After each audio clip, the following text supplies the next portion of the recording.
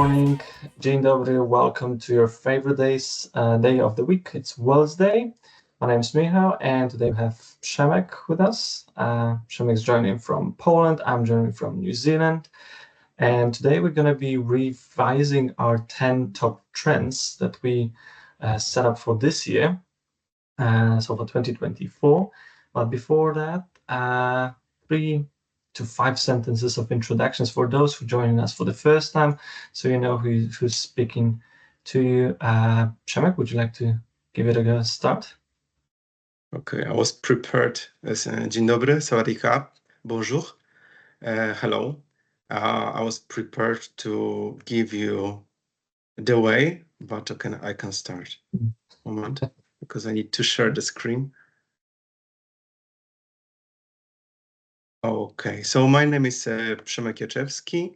I give you the phonetic name because it's probably the hardest name and surname that you've seen in your life. It's Slavic, so therefore that's the reason for it. I'm CEO of Helpdesk, and also I'm a business strategist with 18 plus years of marketing and B2B experience in services and FMCG markets. I'm also a well-being strategist and a university lecturer with 14 years of career track on postgraduate studies.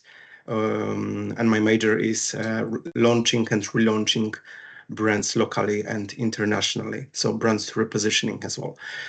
Previously, I used to work in international corporations, and I was responsible for several markets like Poland and Middle East. And privately, I'm Oxford Brookes University alumni, Master of Science.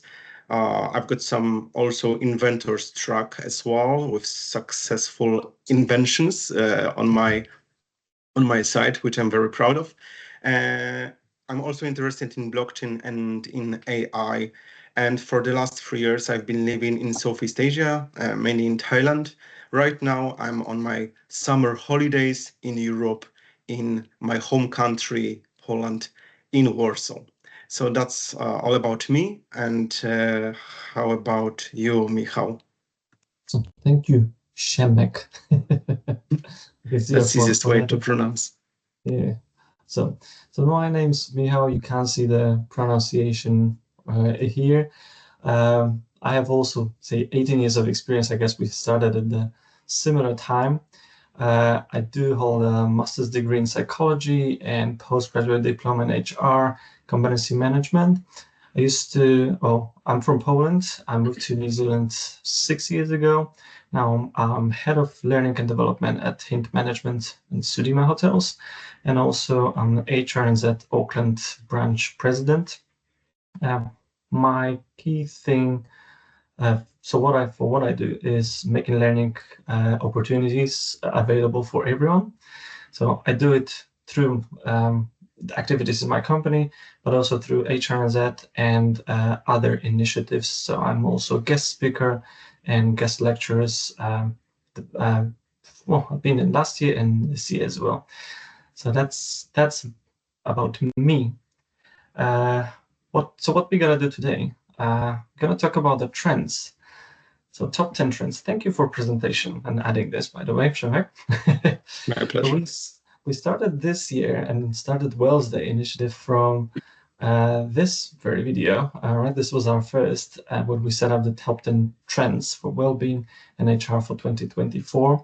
We say global perspective because I bring the New Zealand, Australia point of view. European Union. You did also yes, Asia. At Thailand, we said we're gonna cover. Maybe at some stage we're gonna cover the Americas potentially, but for this we focus on top 10 trends, and today we're gonna revisit those because this is the half year through, so you can see which trends are trending, which trends are not trending at all, or maybe we haven't seen anything yet, or maybe somewhere where we were totally wrong as well, because I don't think that we have all the knowledge and power in the world to know what's happening. But I think it's a good time for us to see what we talked about 6 months ago and what's been happening in those 10 areas of trends. Should we start with the first one? And I think, yeah, during our discussion, I've got a proposal to, at the end of each trend, let's judge whether we keep this trend or we cross it out. And at the end of this meeting today on Wellsday, we will try to rethink whether there are any new kind of trends that happened during those last 6 months. Nice. Awesome. So should we get cracking with the first trend? Michał, if you can start, please. Absolutely. So our first trend, what we discussed was financial well-being. And we talked about this as there are continuous pressures for employees and employers. We got taxes, we got increasing prices, etc. And what we said is that this year we will see even more pressure put on people, and therefore financial well-being will be something that organization will be focusing on. So my perspective on that, from what I've seen, is that yes, we've seen continuously say pressures. So we got increase in prices of food and fuel, rents go up, rates went up as well. There are no, like from New Zealand market, there are no changes in the official cash rate as well, so OCRs, which means mortgages stay quite high as well. So the financial well-being, I believe that we've seen that this is continuously trending for the last 6 months. I haven't seen any relief really, which means, in my perspective, that this is still a topic. And through that conversation and our HR professionals, what I've seen in different events as well, it is a still topical thing. And last week, as far as I remember, you were talking about the restructuring processes at companies, right? So this is always connected with cost cuts. And I'm sorry, let's say cost optimization processes, right? Yes. Well, whatever you call it, you're still making cuts, right? Yeah. So a lot of restructures, a lot of changes, people made redundant, so that put another pressure on families looking for jobs. But so yeah, financial well-being still important, and I don't think it's going anywhere, to be fair. In my opinion, I think it's gonna be one of the hottest trend for the 2024. Just as you said, because of the rising cost of living, and you've got the cost of renting has risen, the cost of food has risen, the cost of electricity has risen, all kind of insurances, cost of all kind of insurances have risen as well. So in my observation, from my background, which covers Asia, Asia, so Thailand, Vietnam, and Europe, which covers at most France, Germany, and Poland, the costs everywhere, the costs have risen. So the main question is whether your incomes or salary has risen in the same level as the cost did. Because if not, it means that you are overspending, right? If you haven't adjusted yet to the new economy that has welcomed you during the first 6 months of 2024, and you haven't changed your way of spending while everything costs more, it means that you are losing money. So regarding your financial stability and feeling of financial well-being in your life, you should answer this question to yourself as AAP. Because if not, you may be really badly surprised at the end of the year, and you will ask, "Hey, what has happened? I don't have money last year. My savings were much bigger, and I didn't buy anything new this year. Except comparing to the last year. So something is wrong." So the answer for this, for your pre-surprise moment, is everything costs more, and you haven't managed the change in your life. So if you didn't do it, it's high time to make a revision in your budget. And I think just from New Zealand perspective, because we got rent is usually weekly. You pay your rent weekly. Oh, I being didn't know. paid. Yeah, you've been paid weekly or fortnightly, so you can see your spendings. You have more control of your spendings, and you can see money flowing away from your account quicker. Mm. So if you make $1,000 per week and your rent is 600 and it's suddenly 800, it means $200 weekly goes from your budget. And yeah, so that it is an issue, and I say it's not going anywhere. I'm not saying that's going to be worse, but we need to be, and everyone needs to be mindful of maintaining financial well-being and making cuts, making the tough decisions, and trying to really, I won't say survive, but unfortunately, it looks like it's not as easy as it was a couple of years ago.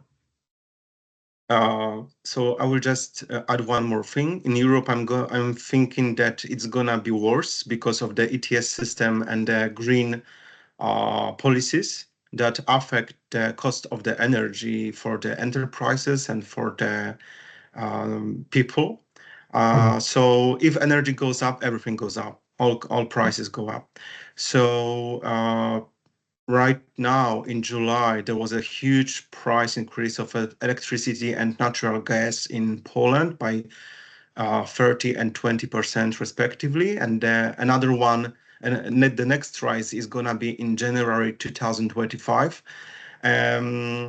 So yeah, this will hit people. This will hit also the enterprises. And Yeah. right now we are seeing and witnessing the mass exodus of international corporations, production facilities moving out of Europe because of the cost of production, because of the cost of the energy.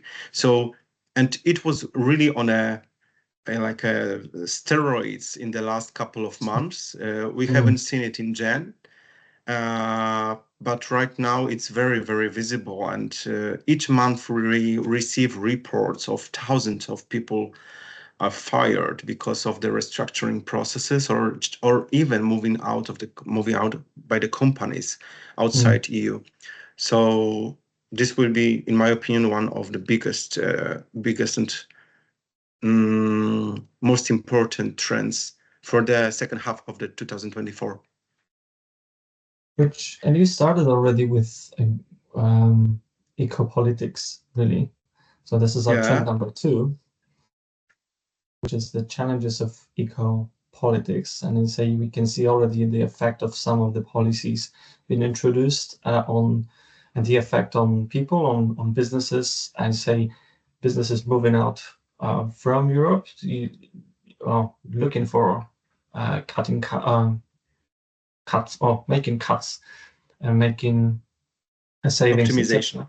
Optimization, yeah, that would be the word. So yeah, can you tell us a little bit more of what you think about this trend? Yeah, well, the trend is set for 2030 because United Nations have incorporated the Agenda 2030 as a main key strategy to follow.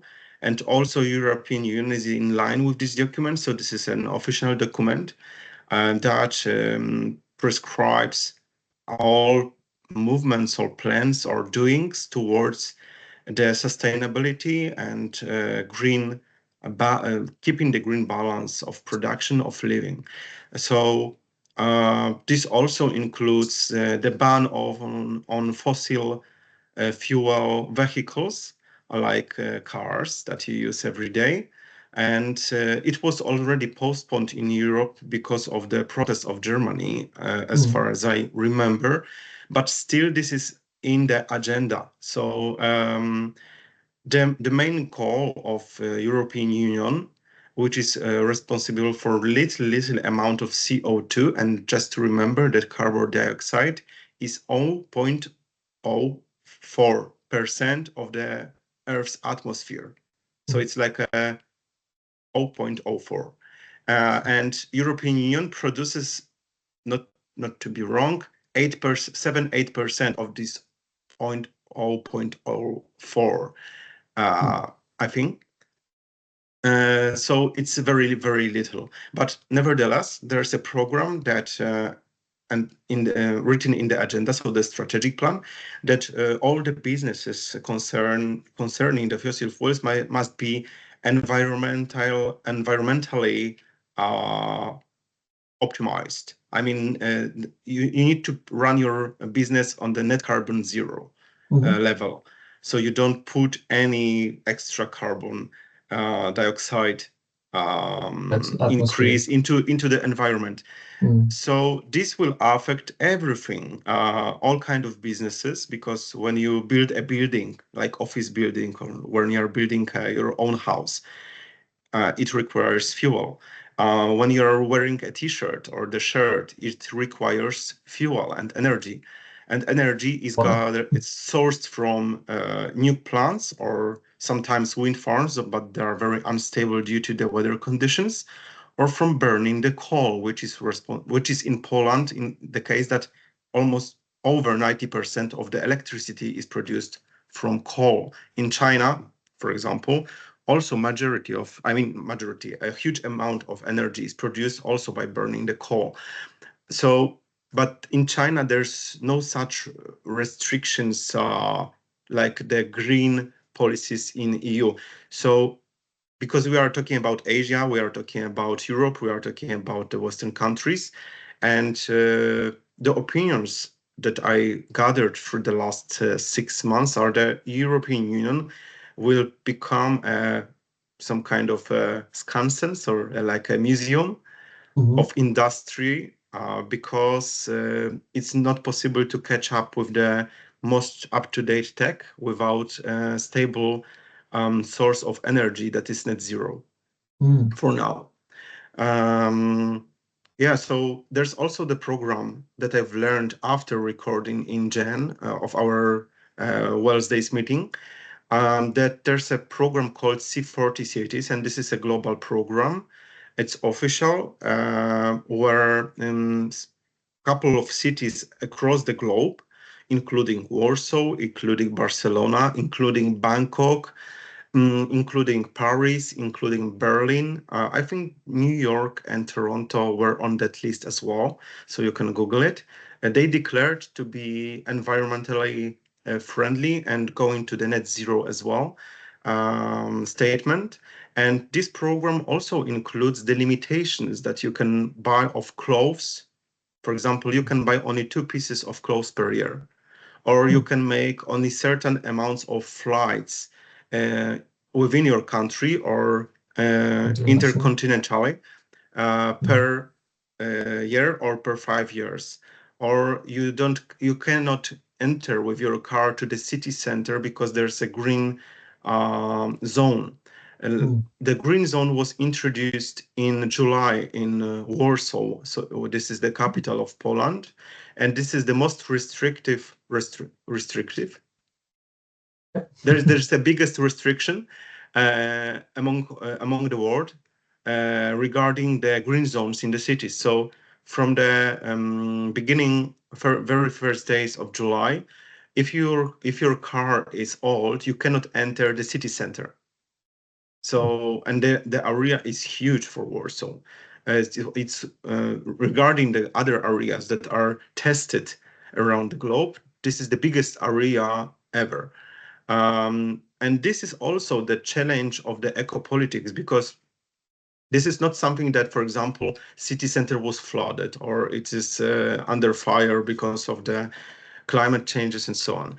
No, it's just a political regulation that changes your way of living almost instantly. So one day you wake up and you learn that you cannot enter the city center with your car.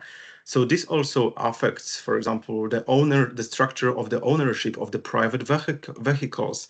This also affects the car fleet in your company, because if your car fleet is old, you cannot buy, you cannot enter the city center. And if you, for example, deliver the physical goods, so then your logistics is down. Also, from the beginning of July or the end of June, there was a new law regarding taxes and excise put on the Chinese electric cars as well in Europe, because European electric cars couldn't compete because of the price pressure. So there was an increase by 25 or 27% in the price of the electric cars that were manufactured in China and sold in Europe. And it was written in the article that it will go, this taxation, this excise will go backwards. So this will be one of the first laws that will work in the past, since the time of the setup. So, for example, if you bought the car in June before the extra taxation, you may still be made to pay the extra tax and the excise because of buying this car. Very strange, very concerning, strange. and also this is a huge challenge of of the eco politics that is put on people. I think that's really against the constitution of Poland. Like the law doesn't really shouldn't be taken backwards or. But it's not only in Poland. It's this law is put in all European Union countries. So it's like a centrally arranged by the European Union. It's not the idea of Poland and Polish government. So in summary, challenges of eco-politics are here, and you will see more of it in the next 6 months and probably next year and years to follow. Right. So we keep this point. The next one is mental health. The next one is mental health, and well, we put this in the beginning of the year into the trend as the whole mental health issue, I mean, or the awareness have risen during the COVID pandemic, and because before that time, companies didn't pay so much attention on mental health. They paid attention to be productive, to be efficient, to be flexible, to be very well managed, and for the employees to have the ability to work in the teams. But the mental health problem was not so much uncovered until the COVID time. And since the COVID time, everything has changed. The way we work has changed. The place we work also has changed, because the remote work has become a new standard for working. Yes. Your home became your office. So the duties that you usually left, or the worries from work that you usually left in the office, were brought to your home place, and you just were put into the situation that you had to start manage and how to deal with the private and office life in one space, in your private space, because at your home. Plus, we've got some huge tensions regarding military actions and wars across the globe. There was a huge inflow of Ukrainian people in Poland as well, several millions, that were warmly welcomed by Polish people. This also affects the mind status of all people, because the feeling of being endangered in somehow, it's a situation that may appear, has emerged. Before the Ukrainian war with Russia, the biggest problem you had, for example, was, oh, there's a new movie in the cinema. Where should I go? Or what date should I go? Or which coffee should I buy? Where to go on holidays? And right now, when I speak with people, there's a lot of war-related topic or safety-related topic. Is it safe here? Can I walk there? Can I fly there? if I live next to the border, is my home safe? Is my family safe? Where should I go? Should I think about moving out of Poland, or should I think about moving out of Ukraine, or also the Israeli and Palestinian conflict? For example, if you've got Palestinian employees in your company, they have also been affected with the situation that has emerged between Israel and Palestine, because their home country has been already destroyed. Yeah. So if you are working in the international environment, you've got a lot of challenges with your people, because certain situations that seems local may affect globally your workplace, the effectiveness of your workplace, and the mental health status of your employees. So I think this point is still valid, and it's gaining more importance after those 6 months since the first recording. 100% agree. And let's say what you were saying in the beginning, that before we didn't pay too much attention to mental health before COVID.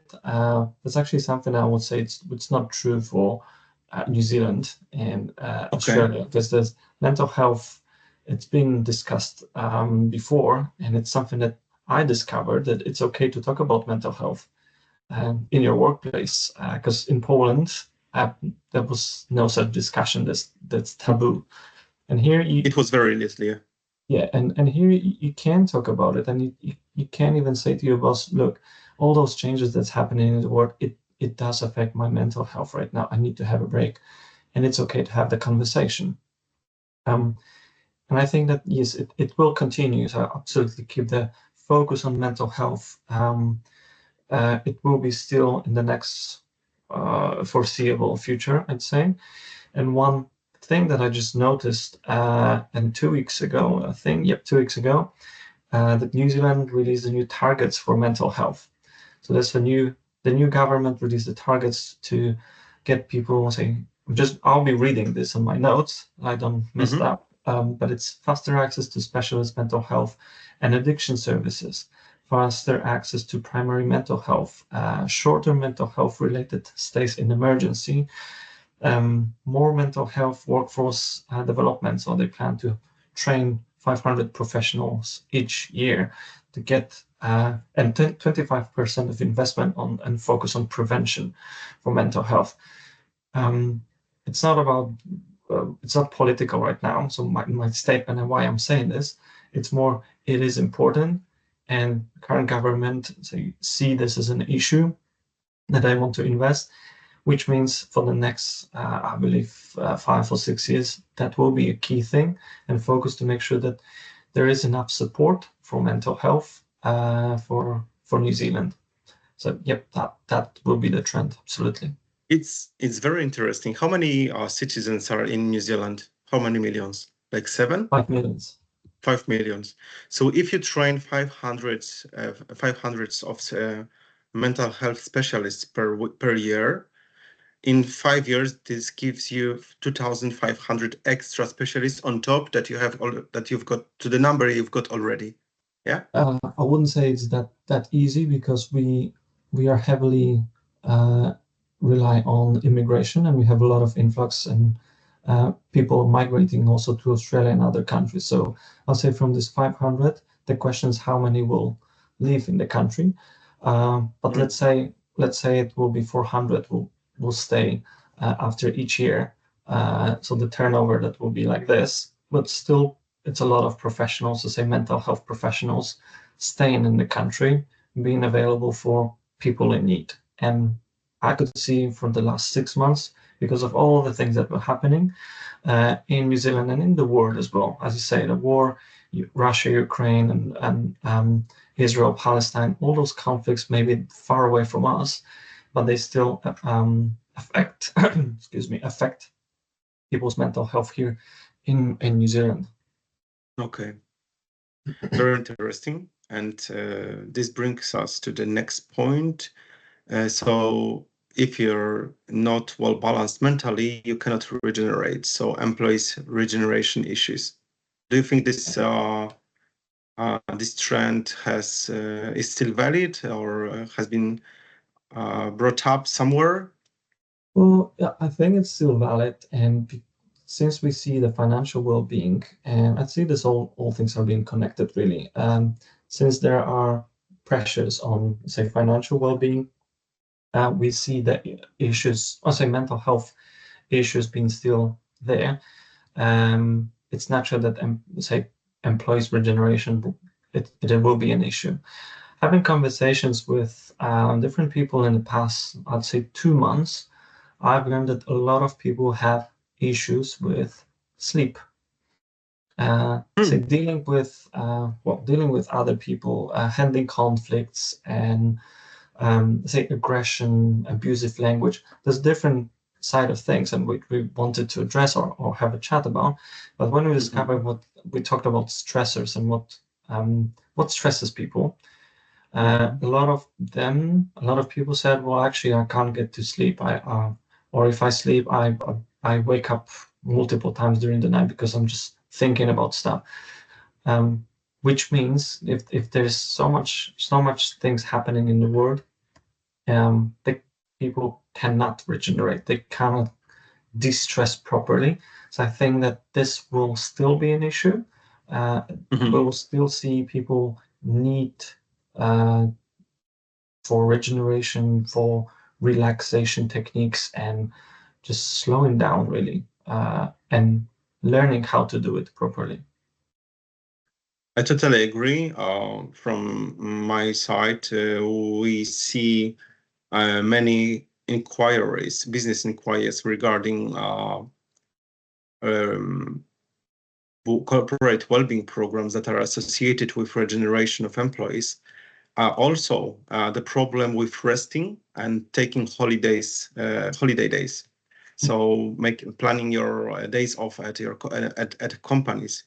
And there's a huge problem with it in Poland because of the cultural setup that Polish people are heavily taught how to work very hard and efficient, but they've got problems with resting and regenerating.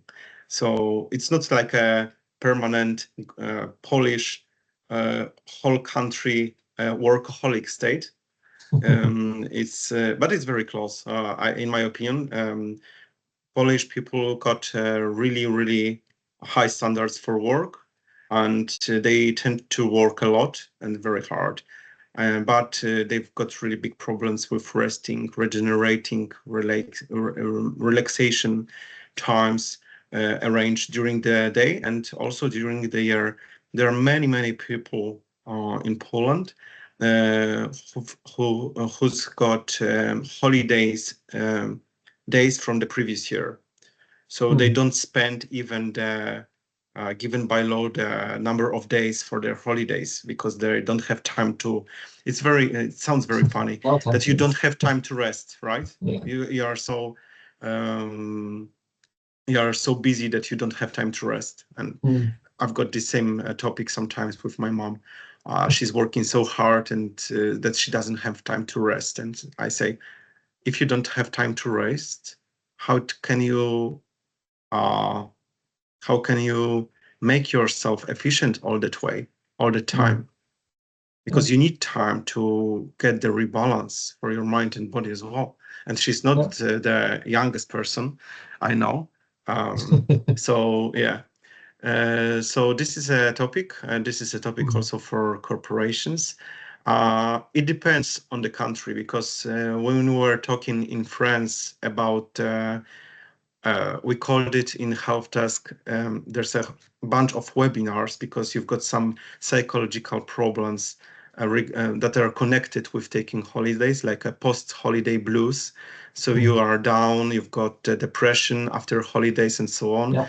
And also you've got sometimes tension thinking about coming back to the office. In Poland, also people have got the tension and they're nervous before going on the holidays.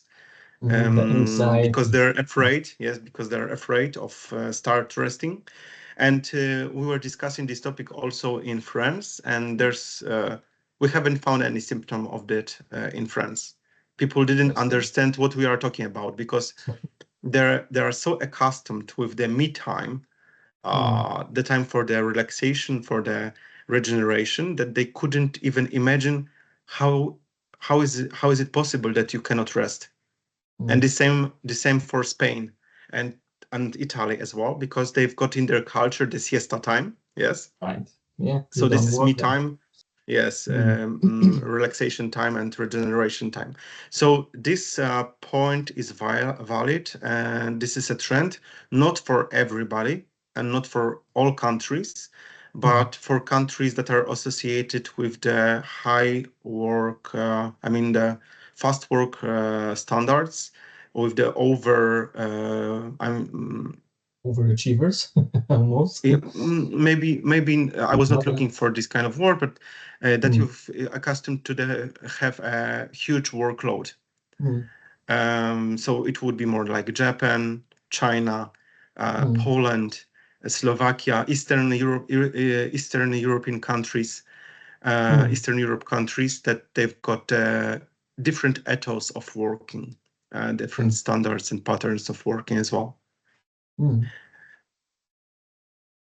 Okay, and this also is connected with emotional culture and sense of belonging at work. And Michał, if you can elaborate on this, please.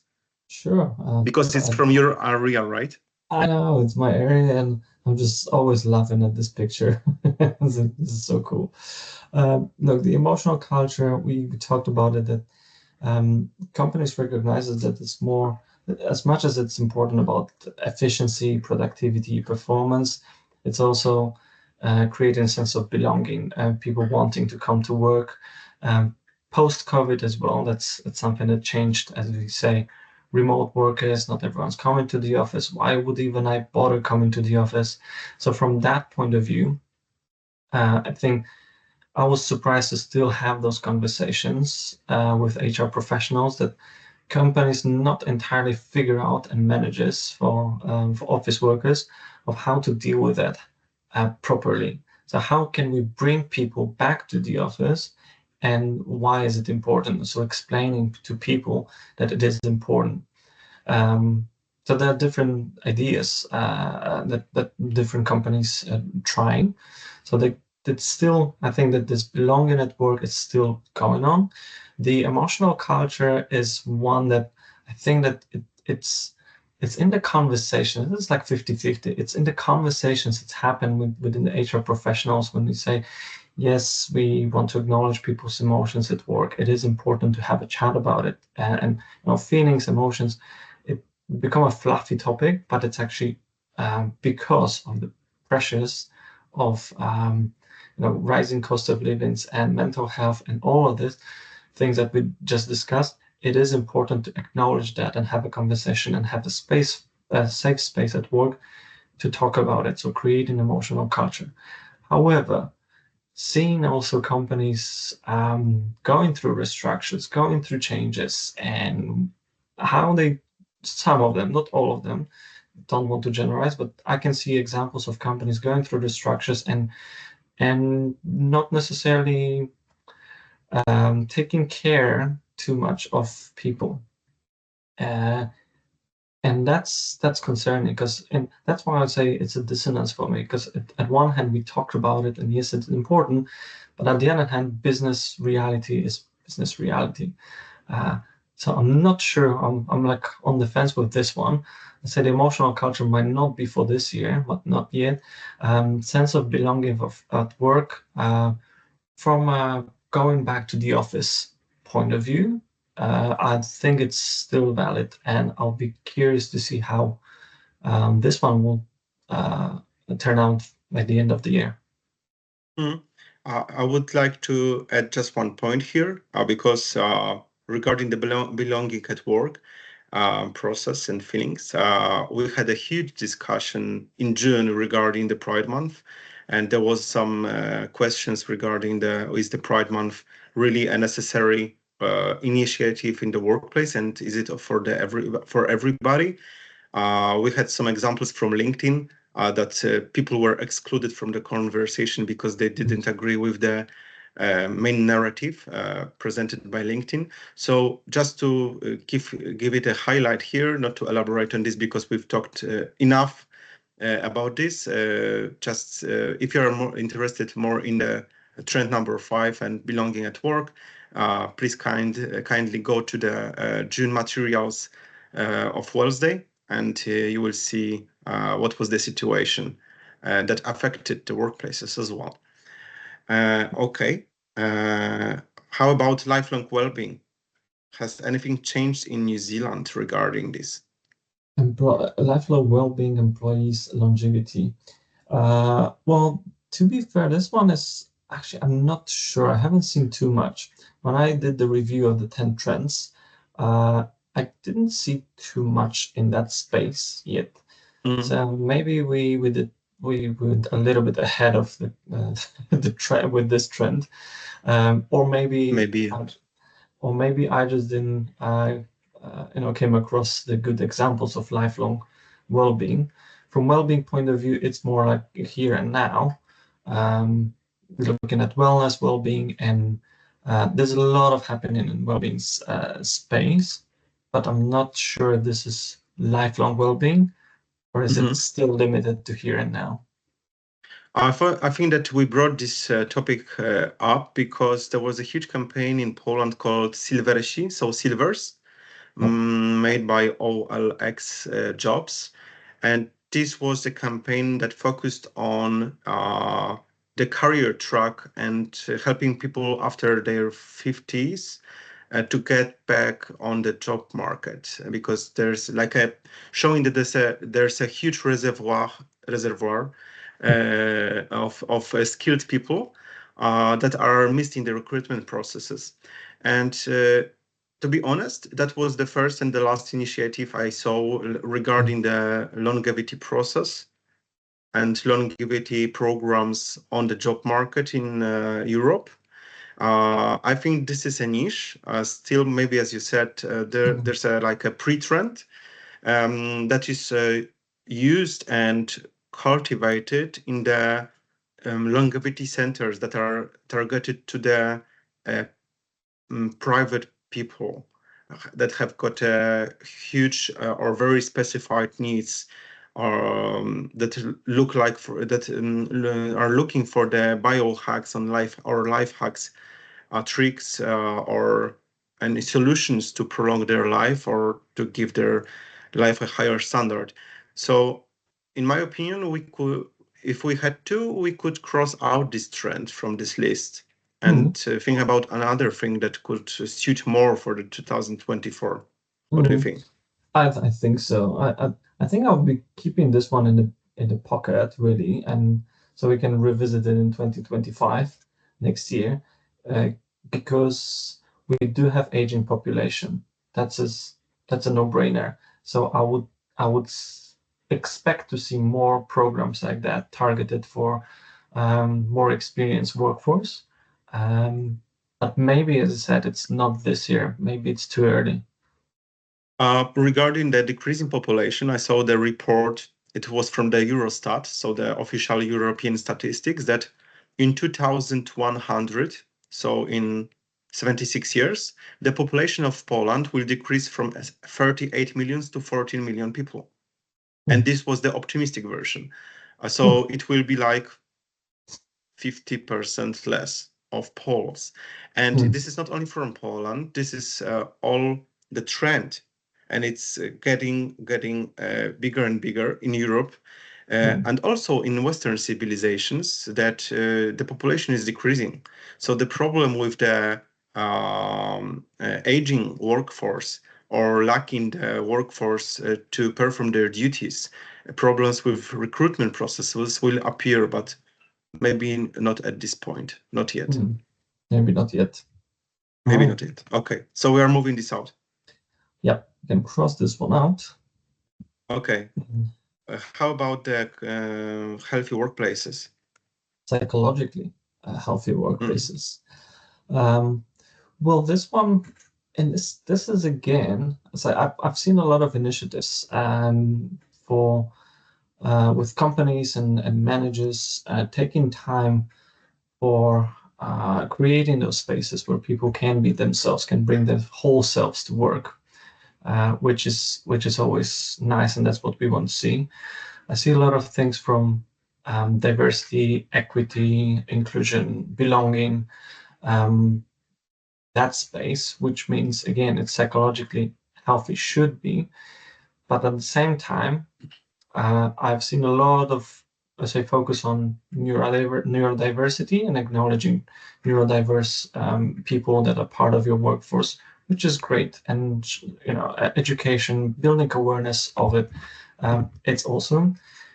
But what I've seen as well is people get easily offended nowadays and can be offended about anything.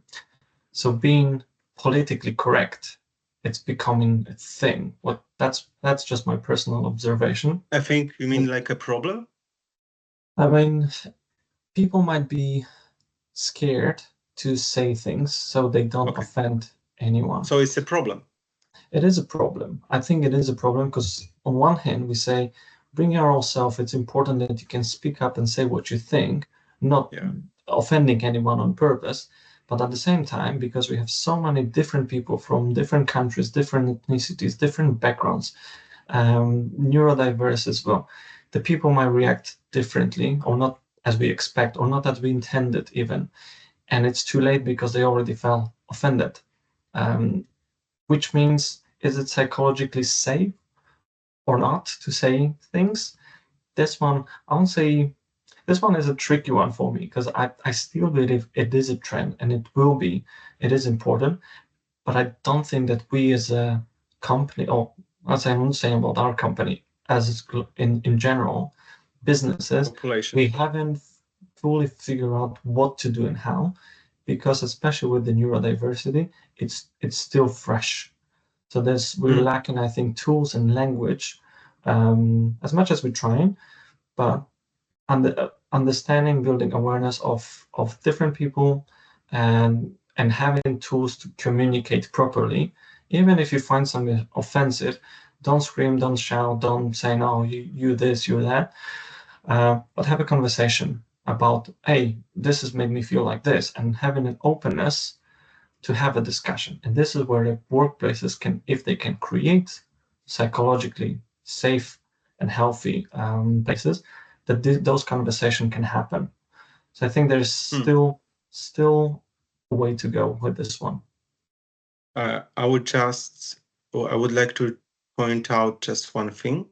What if the company is not capable of creating such workplace?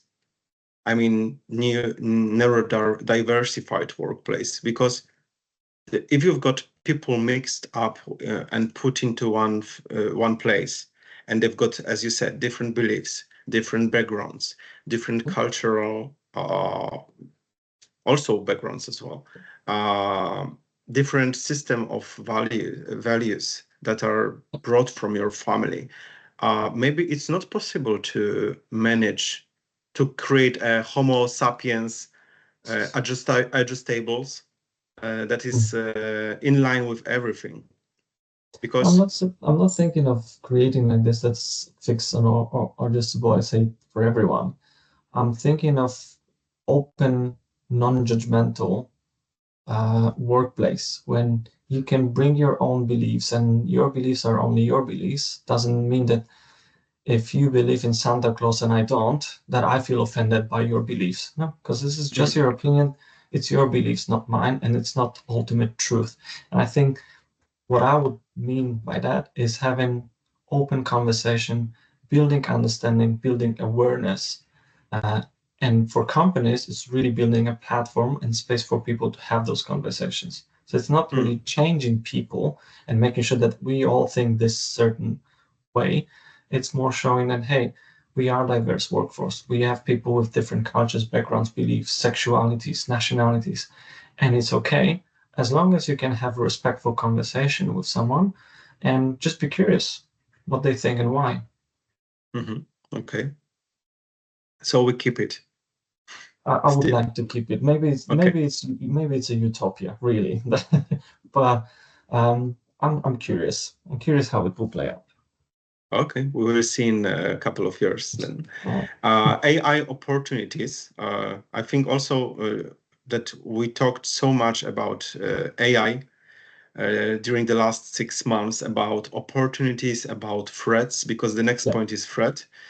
That Yeah. I think it's still valid because each month we were talking and we were bringing up the arguments concerning AI in our life, in our professional lives as well.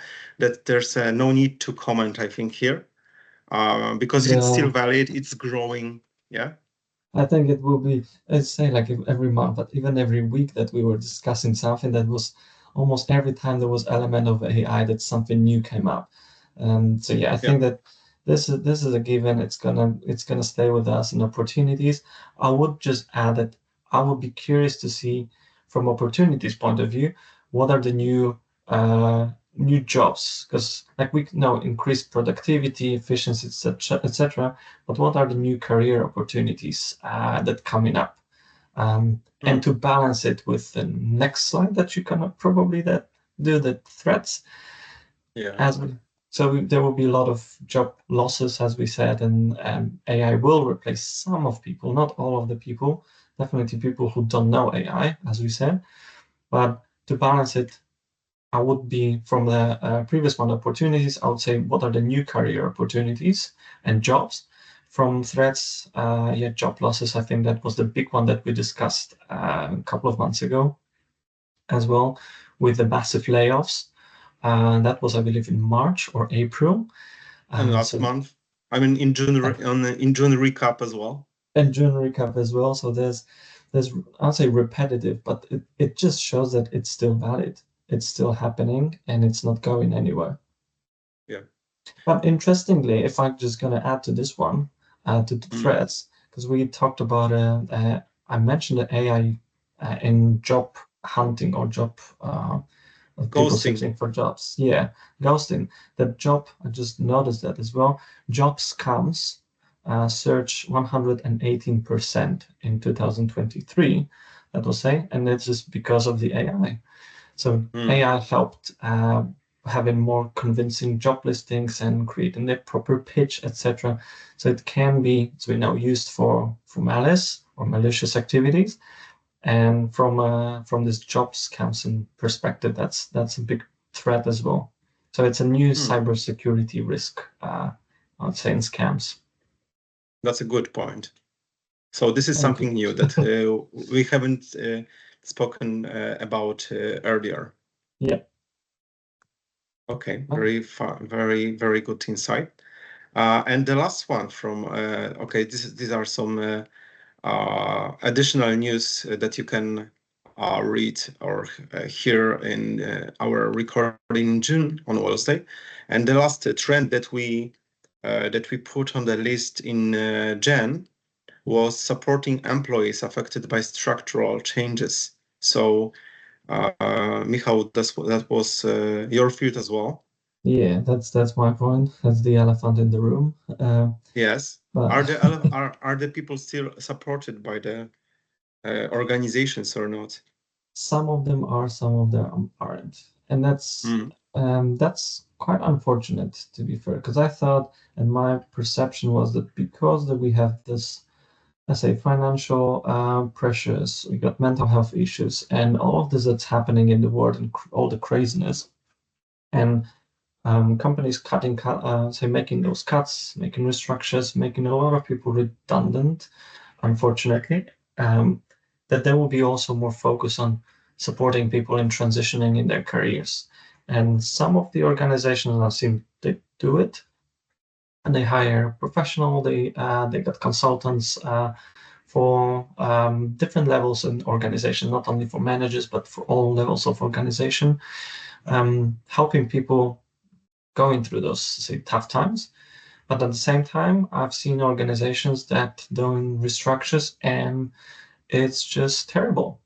It's terrible experience for people being made redundant from, today you have a job, tomorrow you don't have a job.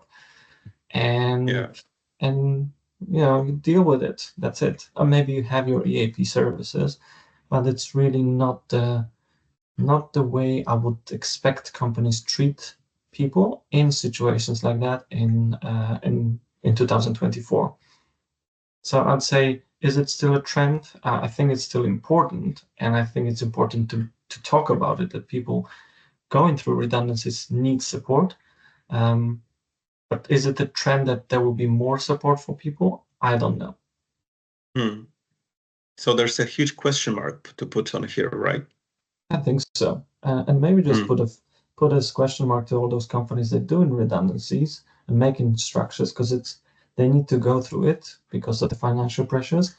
Is just make sure that you can still see people, not just the numbers, and not just Or assets. dollars. Yeah, there are peoples with real lives, their families, etc., etc., with their whole lives being on stake. So just make sure that you take care of your people, especially if you're thinking of back to your values and company values. If you say we care about people, people are our most important assets and things like that, are they really? That would be my big question for those companies. Very good one. So I've got one more question to you. Maybe you have an answer or maybe not.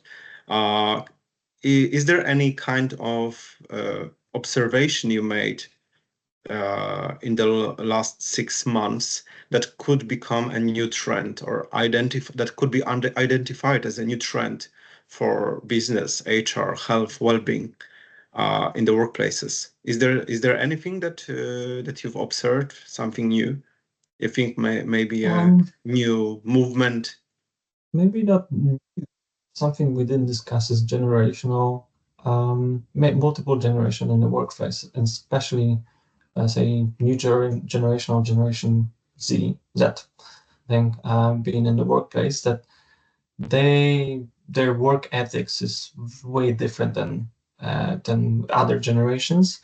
And I've seen, I've been part of the conversations as well, how you manage Generation Z, how you recruit, how you set goals, how you do performance management, or having conversation about performance.